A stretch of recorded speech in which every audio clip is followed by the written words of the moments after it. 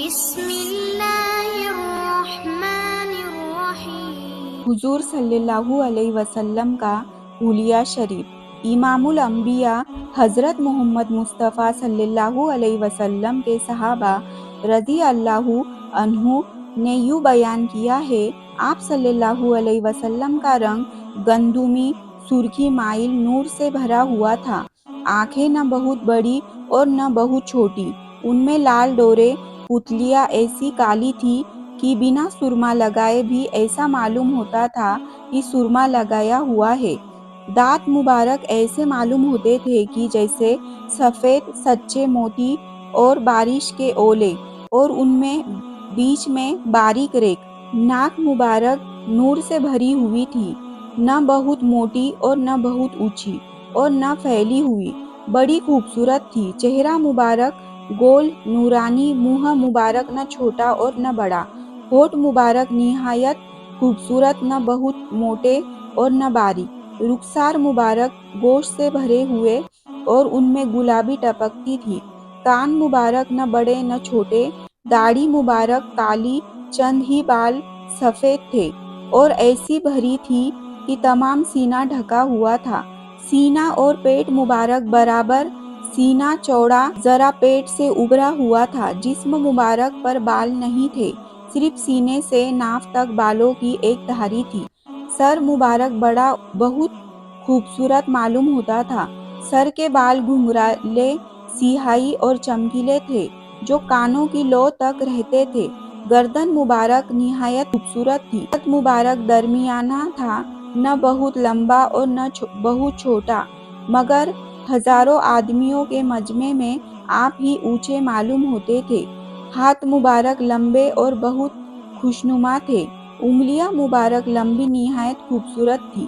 ہتھیلیاں گوشت سے بھری ہوئی اور ایسی نرم کہ ریشم بھی مات ہوتا تھا، اور تمام بدن کے جوڑ نہایت مضبوط تھے۔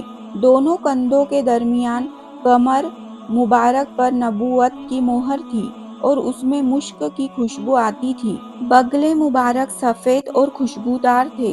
آپ صلی اللہ علیہ وسلم آگے اور پیچھے سے اندھیرے اور روشنی میں ایک سا ہی دکھتے تھے، یہ آپ کا معجزہ تھا۔ پاؤں مبارک خوبصورت، تلوے ذرا ابھرے ہوئے زمین پر نہیں لگتے تھے۔ پاؤں کی انگلیاں لمبی اور خوشنما تھیں، غرض یہ کہ آپ صلی اللہ علیہ وسلم کا تمام جسم پاک معجزہ ہی معجزہ تھا۔ حضرت علی شیر خدا رضی اللہ تعالیٰ عنہ فرماتے ہیں کہ میں نے آپ جیسا حسین اور جمیل آدمی نہ کبھی دیکھا۔ آپ صلی اللہ علیہ وسلم پاک صاف رہنے کو بہت پسند فرماتے تھے، میلا کچلا رہنا آپ کو پسند نہیں تھا۔ حضور صلی اللہ علیہ وسلم کی مبارک عادت، حضرت عائشہ صدیقہ رضی اللہ تعالیٰ عنہ فرماتی ہے کہ آپ صلی اللہ علیہ وسلم کی عادتیں بالکل قرآن کی موافق تھی، یعنی اللہ کے حکم کے موافق۔ آپ صلی اللہ علیہ وسلم اپنے ہاتھ سے اپنی غرض کی وجہ سے کبھی کسی کو نہیں مارا۔ ہاں، اللہ تعالیٰ کے حکم سے کافروں کے ساتھ لڑنا، جہاد کرنا، مجرموں کو شرعی سزا دینا آپ پر فرض تھا۔ گالی یا کوئی بری بات زبان سے نہ نکالتے۔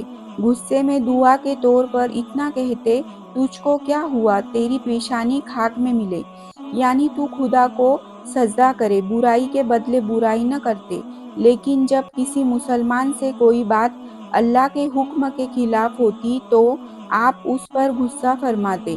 اگر کوئی کافر آدمی آپ صلی اللہ علیہ وسلم کو تکلیف دیتا اور آپ کے صحابہ بد دعا کے لیے کہتے تو آپ فرماتے کہ میں بد دعا کرنے نہیں آیا، اللہ نے مجھ کو اپنی رحمت بنا کر بھیجا ہے۔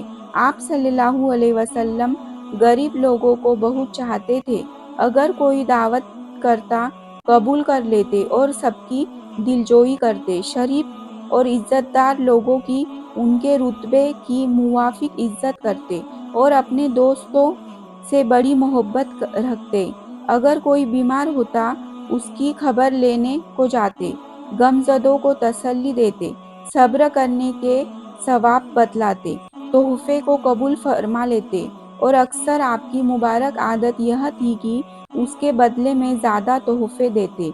جب کسی مسلمان سے ملتے پہلے سلام کرتے اور مصافحہ کرتے، راستے میں بچے ملتے تو ان کو بھی سلام کرتے، کھانے پینے کی چیزوں میں عیب نہ نکالتے، ہر چیز کو دل نہ چاہتا اس کو نہ کھاتے، دودھ میٹھا اور گوشت زیادہ پسند کرتے، ہر کام کے شروع میں بسم اللہ شریف پڑھتے اور سب کام داہنے ہاتھ سے کرتے مگر طہارت اور ناک صاف کر کے، میں بایاں ہاتھ استعمال کرتے، بدبودار چیز جیسے کچا لہسن، پیاز وغیرہ نہ کھاتے اور بدبو والی چیز کو پسند نہیں فرماتے، ٹھنڈا پانی بہت پسند تھا، پانی 3 سانس میں پیتے اور ہر سانس کے بعد الحمدللہ کہتے۔ آپ صلی اللہ علیہ وسلم کا پیالہ لکڑی کا تھا، کھانے سے پہلے بھی اور کھانے کے بعد بھی دونوں ہاتھ دھوتے، بسم اللہ پڑھ کر کھانا شروع کرتے اور کھانا لینے کے بعد اللہ تعالیٰ کا شکر اس طرح ادا کرتے۔ آپ سے ایک گزارش ہے کہ یہ چینل ضرورت مند بھائی بہنوں کی مدد کرنے کے لیے بنایا گیا ہے۔ آپ اس چینل کو زیادہ سے زیادہ شیئر کریں، لائک کریں اور سبسکرائب کرنا نہ بھولیں تاکہ آپ کو اس کا ثواب قیامت تک ملتا رہے گا۔